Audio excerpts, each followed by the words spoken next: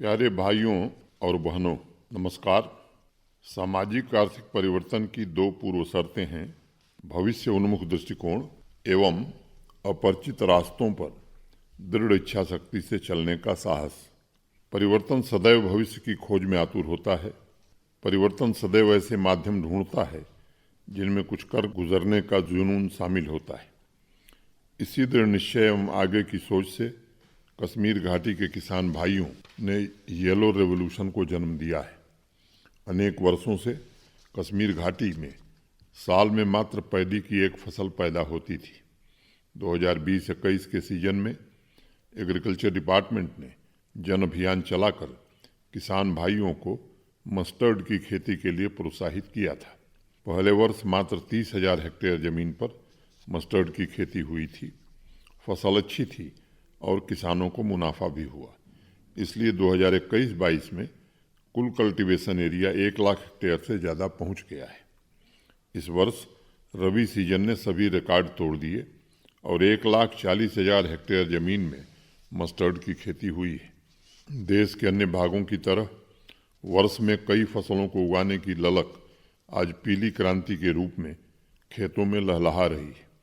इस व्यापक परिवर्तन का अंदाजा इस बात से लगाया जा सकता है कि मस्टर्ड कल्टीवेशन का कुल एरिया मुख्य फसल पैडी के कल्टीवेशन से 15,000 हेक्टेयर ज़्यादा है। एक अनुमान के मुताबिक सिर्फ कश्मीर घाटी में इस साल 800 करोड़ रुपए के मस्टर्ड ऑयल का उत्पादन होगा और अभी तक एडिबल ऑयल का इंपोर्ट करने वाला जम्मू कश्मीर आत्मनिर्भरता की तरफ कदम बढ़ाएगा।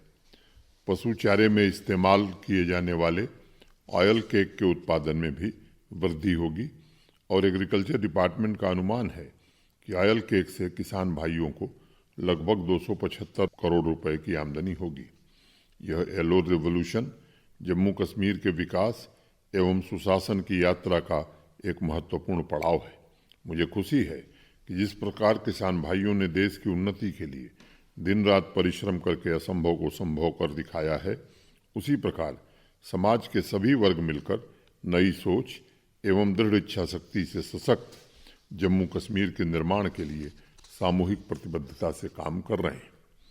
जम्मू कश्मीर के सामर्थ्य को साकार करने के लिए अनेक स्तरों पर प्रयत्न किए जा रहे हैं।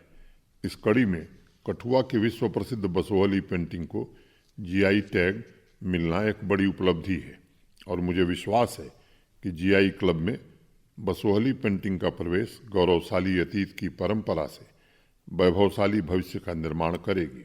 मुझे स्मरण है दिसंबर 2020 में Basohli painting, Basohli pashmina shall, चिकरी would craft, Bhaderwah rajma, कलाड़ी, सुलाई हनी तथा अनारदाना जैसे यूनिक प्रोडक्ट्स को ग्लोबल मार्केट तक पहुंचाने के लिए जीआई टैगिंग की प्रक्रिया शुरू की गई थी। बसोहली चित्रकला जम्मू डिवीज़न का पहला उत्पाद है जिसे जीआई टैग मिला है और मुझे उम्मीद है कि अन्य उत्पादों को भी लीगल प्रक्रिया पूरी करने के बाद जीआई सर्टिफिकेट प्रदान कर दिए जाएंगे। बसोहली चित्रकला शैली जम्मू कश्मीर की सांस्कृतिक परंपरा की अनमोल धरोहर है। जम्मू विश्वविद्यालय ने भी इस कला शैली से युवाओं को जोड़ने के लिए समय समय पर कार्यशालाएं आयोजित की हैं और नई पीढ़ी के चित्रकारों को रसमंजरी जैसे प्राचीन साहित्य, उसके पात्र और कला की विविधता से साक्षात्कार कराने के प्रयास किए जा रहे हैं। इसे खास बौद्धिक संपदा के तहत भौगोलिक पहचान दिलाने की प्रक्रिया में नाबार्ड का भी पूरा सहयोग मिला है। आजकल ई-कॉमर्स साइट पर बसोहली विटेज पेंटिंग की कैटेगरी में सैकड़ों प्रोडक्ट्स उपलब्ध हैं, लेकिन अब जीआई टैग के पश्चात अन्य प्रोड्यूसर बसोहली शैली के नाम का इस्तेमाल करके उसकी मार्केटिंग नहीं कर पाएंगे। हमारे स्थानीय कलाकार अब बिजनेस भी, विरासत भी की भावना के साथ वैश्विक बाजार में अपनी खास जगह बनाकर लोकल इकोनॉमी को नई ऊर्जा प्रदान कर सकेंगे। जम्मू कश्मीर के युवाओं का परिश्रम आज समाज में नई ऊर्जा और आत्मविश्वास पैदा कर रहा है। स्वामी विवेकानंद कहते थे कि युवाओं के अंदर ही शक्ति है और उन्हें इस बात पर विश्वास करना होगा कि वह सब कुछ कर सकते हैं। वो अक्सर इस बात की चर्चा करते थे कि मनुष्य जाति के इतिहास में जितनी शक्तियों का विकास हुआ है वह सभी साधारण मनुष्यों के भीतर से हुआ है। आज जम्मू कश्मीर में इंटरप्रेन्योरशिप की आधुनिक धारा को ऐसे ही नौजवान बच्चे बच्चियां नेतृत्व प्रदान कर रहे हैं। रजौरी की रहने वाली शालिनी खोखर ने मिशन यूथ के तेजस्विनी कार्यक्रम के माध्यम से उद्यमी बनने के अपने सपने को साकार किया है और अपने सीमावर्ती गांव घनिया के नौजवानों की आशाओं आकांक्षाओं को जागृत करने में मदद की है। तेजस्विनी स्कीम के तहत उन्हें न सिर्फ आर्थिक सहायता बल्कि अत्याधुनिक ट्रेनिंग भी दी गई थी ताकि वो भविष्य में अन्य बच्चियों को भी स्वयं ट्रेनिंग दे सकें। आज शालिनी अपना पार्लर चला रही हैं और आस पड़ोस के गांव की बच्चियों को भी प्रशिक्षित कर रही हैं। शालिनी ने उन्हें नया रास्ता दिखाया है और उनकी ज़िंदगी को आसान बनाने में मदद की है। आज जम्मू कश्मीर में महिलाएं विकास का नेतृत्व करने के लिए स्वयं आगे आ रही हैं। अगर स्वयं सहायता समूहों की बात की जाए तो पट्टन बारामूला की रहने वाली शमसादा बेगम ने अपने शहर की बच्चियों की टेक्निकल ट्रेनिंग की जिम्मेदारी उठाई है। अभी तक उन्होंने लगभग 300 बच्चियों को अपने बुटीक में प्रशिक्षित किया है। शमसादा बेगम के सामर्थ्य से पट्टन में विमेन एम्पावरमेंट का इकोसिस्टम निर्मित हो रहा है, जिसमें आर्थिक स्वतंत्रता के साथ साथ महिलाओं को तरक्की के समान अवसर भी मिल रहे हैं। शमसादा का कहना है कि उनके बुटीक में प्रशिक्षित ज़्यादातर लड़कियों का अपना स्वयं का बिजनेस सफलता के नए शिखर प्राप्त कर रहा है और सही मायने में नारी शक्ति को राष्ट्र शक्ति बनाने के प्रयासों को मूर्त रूप दिया जा रहा है। गलहर किश्तवाड़ के रहने वाले किसान सेवाराम जी एक ऐसी शख्सियत हैं जिन्होंने अपने परिश्रम और इनोवेशन द्वारा जम्मू कश्मीर का नाम रोशन किया है। आज जम्मू संभाग के जिस लेवेंडर रिवॉल्यूशन की चर्चा देश में हो रही है, उसका सर्वप्रथम ट्रायल भी सेवाराम जी ने गलहर गांव में किया था। उनका मानना है कि किसानी को सफल बनाने के लिए पारंपरिक विधियों और मॉडर्न टेक्नोलॉजी का समन्वय आवश्यक है। उन्होंने अपने इलाके के किसान भाइयों के साथ देश के अलग अलग हिस्सों में जाकर आधुनिक खेती की विधिवत ट्रेनिंग दी है और उन्हें डाइवर्सिफिकेशन के लिए प्रेरित किया है। किश्तवाड़ में एप्पल ऑर्चर्ड विकसित करने के साथ साथ सेवाराम जी ने भूषण वॉलनट की एक नई वैरायटी विकसित की है। उनकी सफलता आज युवाओं को भी प्रेरित कर रही है और मैं समझता हूं कि कृषि तथा हार्टिकल्चर के क्षेत्र में उनकी भविष्य उन्मुख सोच एवं परिवर्तन की उत्सुकता सशक्त, सक्षम और समृद्ध जम्मू कश्मीर के अभियान को मजबूती प्रदान करेगी। पुंछ के रहने वाले retired principal professor Jagbir Singh Sudan एक कर्मयोगी हैं। सेवा के लक्ष्य को लेकर उन्होंने प्रीतम स्पिरिचुअल फाउंडेशन की स्थापना की थी, जिसके माध्यम से वह दिव्यांग जनों को जरूरी सहायता यंत्र प्रदान कर रहे हैं, वंचित वर्ग के बच्चों को स्कॉलरशिप मुहैया करा रहे हैं तथा अनाथ बच्चियों की शादी की जिम्मेदारी भी उठा रहे हैं। समाज में दूसरों के कष्ट को दूर करने की भावना से जो सुख मिलता है वही सच्चा सुख है। इसी भावना के साथ प्रोफेसर जगबीर सिंह ने 80 से ज़्यादा अनाथ बच्चियों की शादी की जिम्मेदारी का बखूबी निर्वहन किया है और 136 घरों में सिलाई मशीन वितरित करके उन्हें आजीविका का नया साधन भी उपलब्ध कराया है। मैं मानता हूं कि सेवा सिर्फ व्यक्तिगत सुख तक सीमित नहीं रहती है, सेवा परिवर्तन का वाहक है और प्रोफेसर जगबीर सिंह द्वारा निस्वार्थ भाव से किए जा रहे प्रयास समाज के वंचित वर्गों, दिव्यांग जनों को अवसर उपलब्ध कराकर उन्हें और अधिक सक्षम बनाएंगे और उनमें आत्मविश्वास का एक नया भाव पैदा हो सकेगा। सामाजिक सांस्कृतिक प्रासंगिकता के लिए मशहूर जम्मू कश्मीर के गांवों में आजकल पर्यावरण सांस्कृतिक क्रांति जन्म ले रही है और इसके पीछे सरलता, सादगी, समानता, सद्भाव एवं शांति के लिए प्रयासरत ऐसे अनेक लोग हैं जिन्होंने अपने चिंतन और जीवनचर्या से आबादी की शक्ति को रचनात्मक कार्यों में लगाया है। एक ऐसे ही अडिग व्यक्तित्व अनंतनाग के सादीवारा गांव के सरपंच फारूक अहमद गनई साहब हैं। अपने पंचायत को स्वच्छ और प्लास्टिक मुक्त बनाने के लिए फारूक साहब ने give plastic and take gold नाम से एक मुहिम चलाई है। उन्होंने घोषणा की है कि इस अभियान के तहत जो भी नागरिक 20 क्विंटल प्लास्टिक वेस्ट इकट्ठा करेगा उसे पंचायत की तरफ से सोने का सिक्का दिया जाएगा। उनके इस कैंपेन ने समाज में स्वच्छता के प्रति एक नई जागृति पैदा की है और सिर्फ शादीवारा ही नहीं बल्कि पास पड़ोस के गांवों में भी स्वच्छता अभियान जन आंदोलन बन गया है। अनंतनाग के अनेक गांवों में लोगों ने अपने आस पड़ोस को कचरा मुक्त एवं प्लास्टिक मुक्त बनाने का संकल्प लिया है। इन स्वच्छ योद्धाओं की बदौलत शहरों में भी स्वच्छता अभियान में तेजी आई है, जिसने कचरा मुक्त शहरों के निर्माण की प्रतिबद्धता को और भी मजबूत किया है। इस अभियान में शादीवारा गांव के यूथ क्लब के मेंबर्स भी बढ़ चढ़कर हिस्सा ले रहे हैं। इस कार्यक्रम के माध्यम से मैं सभी पंचायत प्रतिनिधियों से अनुरोध करता हूं कि वो अपने अपने पंचायत में सरपंच फारूक साहब के इनिशिएटिव को रिप्लिकेट करके समुदाय की सक्रिय भागीदारी सुनिश्चित करें और संपूर्ण स्वच्छता के महत्व का प्रचार प्रसार भी करें। जिस प्रकार शादीवारा में प्लास्टिक जैसे गैर बायोडिग्रेडेबल को घर घर जाकर संग्रहित किया जा रहा है, वैसा ही मॉडल दूसरे गांवों में अपनाकर स्वच्छता ही सेवा की भावना को और मजबूत बनाया जा सकेगा। मैं सभी ग्रामीण एवं शहरी यूथ क्लब का भी आह्वान करता हूं कि इस आंदोलन में बढ़ चढ़ करके हिस्सा लें।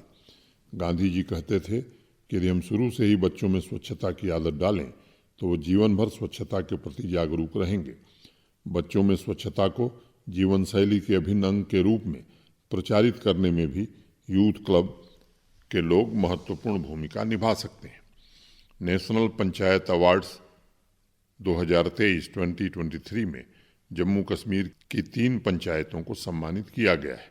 उधमपुर के सीरा ए ग्राम पंचायत को देश के सर्वश्रेष्ठ चाइल्ड फ्रेंडली पंचायत, कुपवाड़ा के फलमर्ग को सर्वश्रेष्ठ वाटर सफिशिएंट पंचायत तथा बारामूला के फतेहपुरा को विमेन फ्रेंडली पंचायत के अवार्ड से नवाजा गया है। मैं तीनों पंचायतों के सभी सरपंच, पंच तथा डिस्ट्रिक्ट एडमिनिस्ट्रेशन को इस ऐतिहासिक उपलब्धि के लिए हृदय से शुभकामनाएं देता हूं। करालगुंड कुपवाड़ा से वकार शाह ने जम्मू कश्मीर में थिएटर के रिवाइवल पर मुझे एक पत्र भेजा है। वकार ने लिखा है कि थिएटर के प्रमोशन के लिए 3 स्तरों स्कूल, कॉलेज तथा एडमिनिस्ट्रेटिव लेवल पर एकीकृत प्रयास की आवश्यकता है। वकार का कहना है कि स्कूलों के लिए बुक क्लब, मैगजीन क्लब की तरह थिएटर क्लब शुरू करनी चाहिए, जिससे बच्चों में कला के इस जीवंत माध्यम के प्रति रुचि उत्पन्न हो सके। स्कूलों में थिएटर सब्जेक्ट का एकेडमिक सिलेबस इंटरैक्टिव हो तथा उसमें आधुनिक एवं लोक कलाओं का सम्मिश्रण भी हो।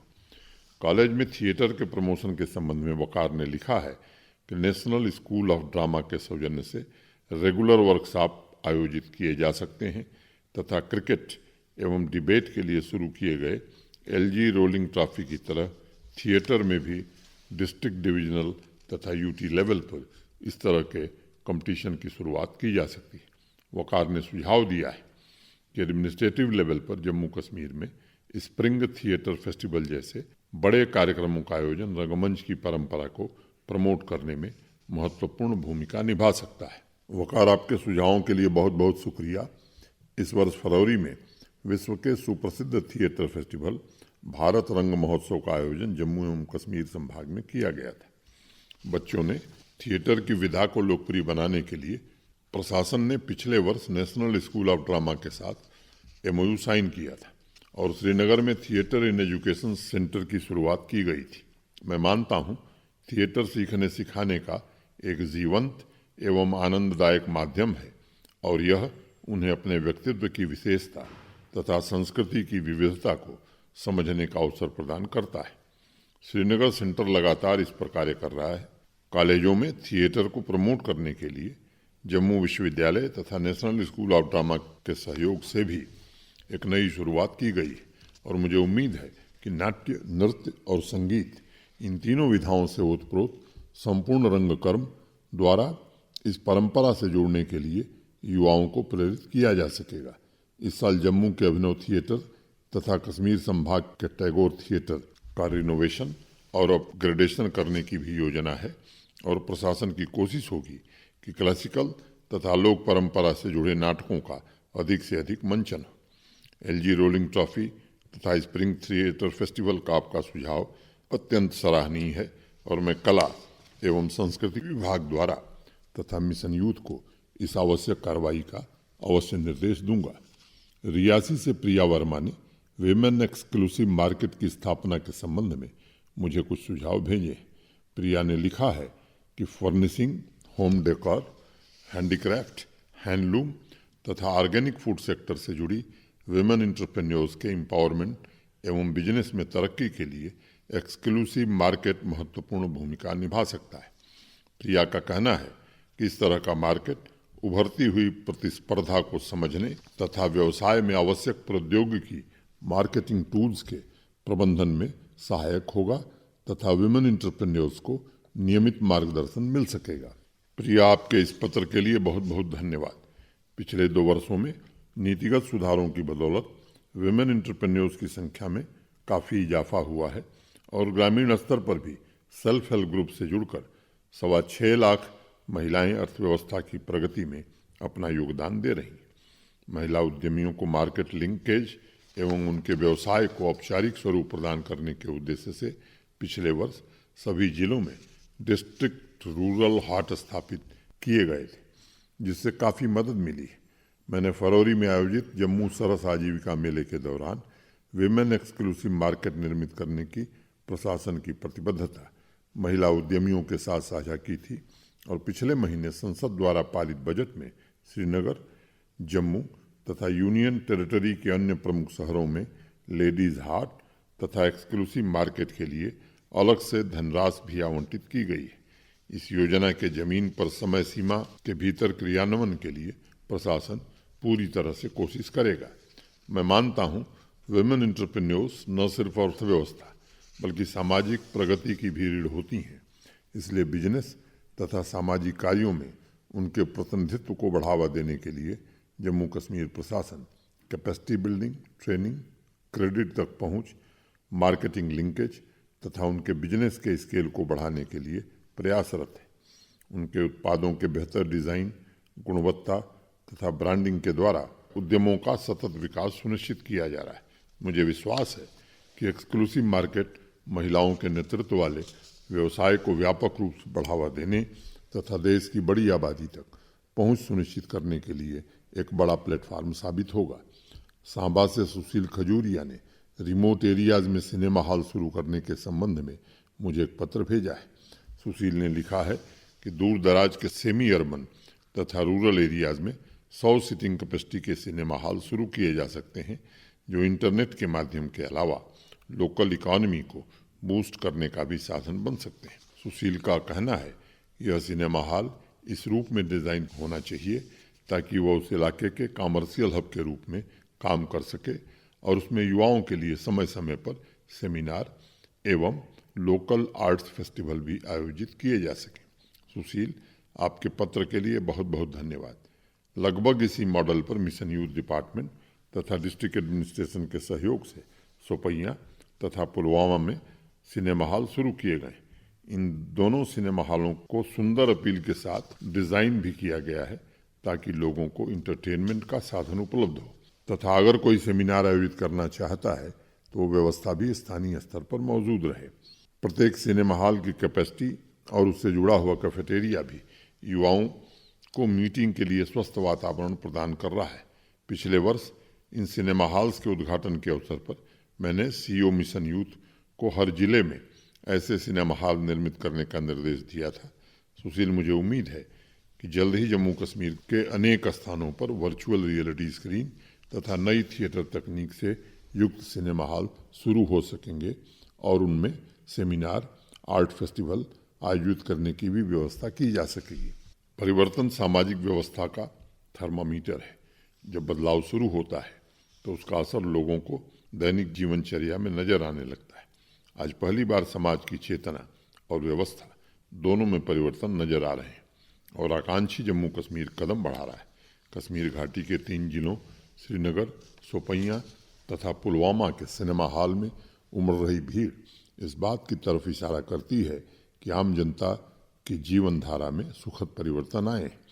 समाज में बदलाव की पहली शर्त है कि नागरिकों का मन बदले और उनके भीतर नई आकांक्षा का जन्म हो। एक छोटी सी कहानी।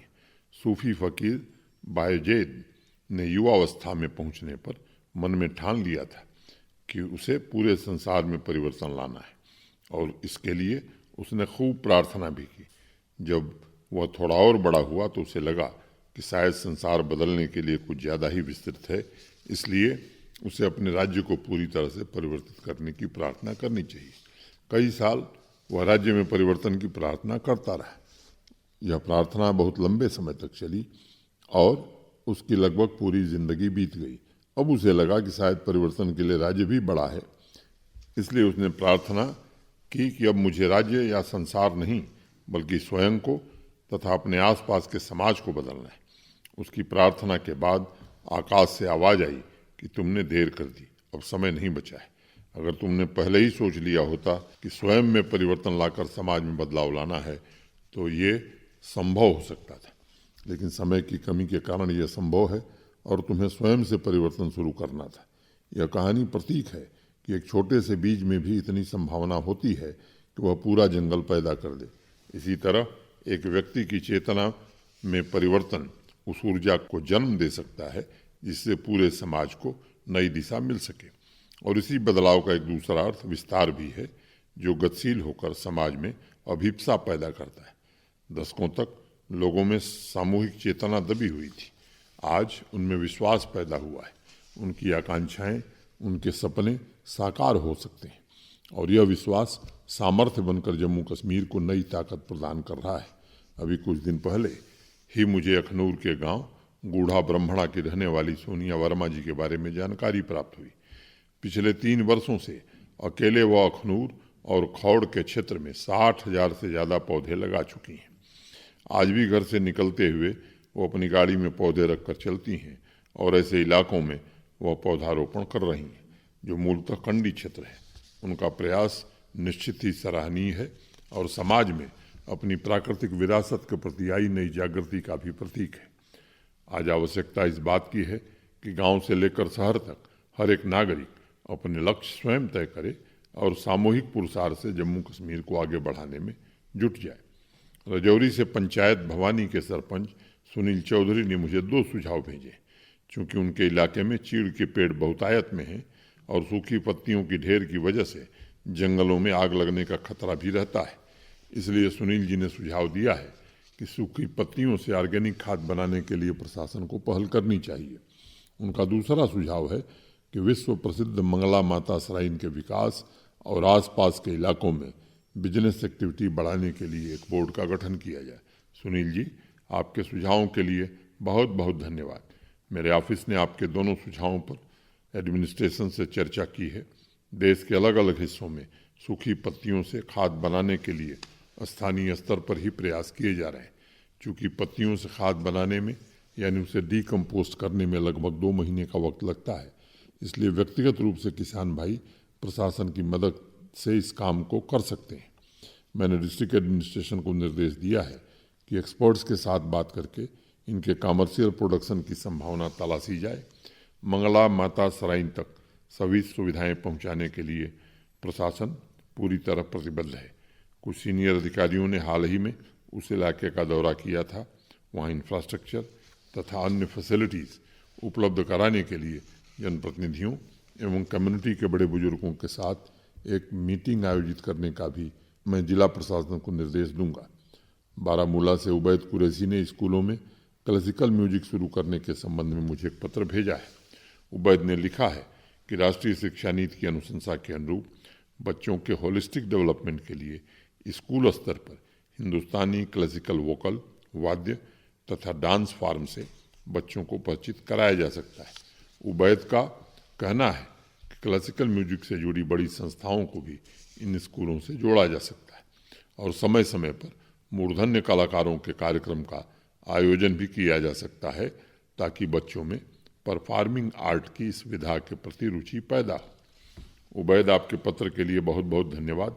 राष्ट्रीय शिक्षा नीति को पूरी तरह से लागू करने के लिए जम्मू कश्मीर प्रशासन वचनबद्ध है और उसकी अनुशंसा के अनुरूप बच्चों को अपने मनपसंद विषय को चुनने के लिए पूरी स्वतंत्रता होगी।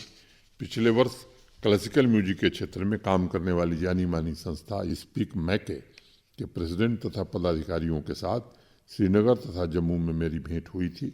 उस मीटिंग के दौरान जम्मू कश्मीर के स्कूलों एवं कॉलेजों में क्लासिकल म्यूजिक को प्रमोट करने के संबंध में चर्चा हुई है। अनौपचारिक रूप से स्पीक मैके द्वारा जम्मू तथा कश्मीर संभाग के अनेक स्कूलों में कार्यक्रम आयोजित किए जा रहे हैं और बच्चों को सांस्कृतिक परंपरा की इस अनमोल धरोहर से जोड़ने का प्रयास भी किया जा रहा है। शिक्षा विभाग के साथ भी इस स्पीक मैके की बातचीत चल रही है और हमारी कोशिश होगी कि सभी स्कूलों एवं कॉलेजों में संगीत विषय छात्रों के लिए उपलब्ध कराया जा सके। मैं मानता हूँ कि राष्ट्रीय शिक्षा नीति ने संगीत एवं कला जगत को विस्तार के नए आयाम प्रदान किए हैं। आने वाले समय में साइंस के विद्यार्थी भी संगीत की पढ़ाई कर सकेंगे। उबैद में स्कूल एजुकेशन तथा हायर एजुकेशन डिपार्टमेंट को आपके सुझावों पर विचार करने और आवश्यक कदम उठाने का अवश्य निर्देश दूंगा। जम्मू से अद्वैता गोयल ने दानशील एवं अच्छे मददगार व्यक्तियों के लिए डिस्ट्रिक्ट लेवल अवार्ड शुरू करने के संबंध में मुझे एक पत्र भेजा है। उन्होंने लिखा है, अस्पताल तथा पुलिस स्टेशन डिस्ट्रिक्ट एडमिनिस्ट्रेशन के साथ मिलकर हर महीने ऐसे व्यक्तियों को चिन्हित कर सकता है जिन्होंने रोड एक्सीडेंट तथा अन्य इमरजेंसी में किसी की जान बचाई हो या उनका सहारा बना। निस्वार्थ भाव से लोगों की मदद के लिए आगे आ रहे लोगों को रिकॉग्नाइज करके समाज में अच्छाई का प्रसार किया जा सकता है। अद्वैता, आपके पत्र के लिए बहुत बहुत धन्यवाद। अत्यंत ही प्रशंसनीय सुझाव आपका है और मैं सभी डिस्ट्रिक्ट्स के डीसीज को इस पर शीघ्र कार्रवाई करने का निर्देश दूंगा। प्यारे भाइयों और बहनों, आज अलग अलग क्षेत्रों में तेज गति से हो रहे कार्यों के माध्यम से अगले 25 वर्षों की विकास यात्रा की मजबूत नींव तैयार की जा रही है। हमारा प्राचीन गौरव, आधुनिक भविष्य के सपने तथा हर एक नागरिक की आकांक्षा इस विकास यात्रा के केंद्र में है। आप सभी की सामूहिक शक्ति और सक्रिय भागीदारी इस यात्रा को नई गति एवं शक्ति प्रदान करेगी। कुछ दिनों में ही ईद का पावन पर्व धूमधाम से मनाया जाएगा। ईद रमजान के पवित्र महीने की समाप्ति का प्रतीक एवं भाईचारे की भावना का उत्सव है। आप सभी के जीवन में यह त्यौहार शांति, समृद्धि एवं खुशियां लाए, मैं ऐसी कामना करता हूँ। जय हिंद।